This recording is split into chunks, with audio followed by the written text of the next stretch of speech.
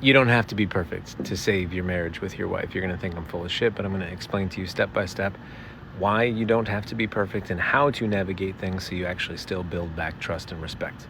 Just hang out with me for 2 minutes, right? Listen, you knew things weren't great. You didn't think they were this bad. She comes to you, she says, I can't do this for the rest of my life in the way that we've been doing this. She gives you a few things that haven't been going well that she's maybe tried to tell you that you didn't hear as well as she wanted you to, whatever. There's a list of things that she wants to see improved. You make big promises because you want to save this thing. You love this woman in front of you. But now there's a lot of pressure and you feel like if I don't get this right all of the time, everything goes to shit. But that's not the case. Here's how you need to play this. You need to set the standard of how you're going to show up moving forward in a way that is beneficial to her, yes, but also to you. This is not just about her. It's about building a relationship between two people that operates well and functions in the way that you want it to, which is connected and intimate and fun and playful, okay? So you're going to make these promises and you're going to make these commitments to who you want to be, right? Then as you move through the world and the standard is up here, when you fall down because you're human and you don't get it right, you need to be the one that catches yourself, owns it. You go to her and you say, hey, I told you I was going to be up here. That was the standard of how I was going to show up for you and for this marriage.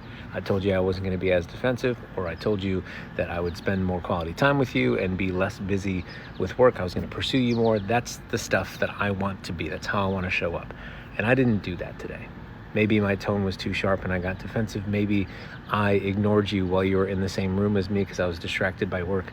You need to be the one that owns the misstep, because if you wait for her to call you out on it, you are giving her the opportunity to point out how you are not meeting the standard that you said you were going to operate at. But if you are the one that says out loud, I know I said this is my standard of how I'm going to show up here, and I wasn't that today. I'm sorry, I take ownership of that. Tomorrow will be different. She sees that, one, you have some self-awareness. That's helpful.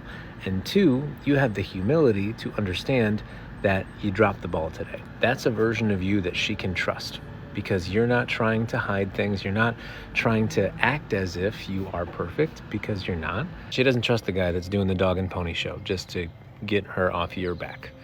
But she does trust the guy that's giving his best effort and notices where he's still not showing up in the way that he promised, and owns that and then fixes it.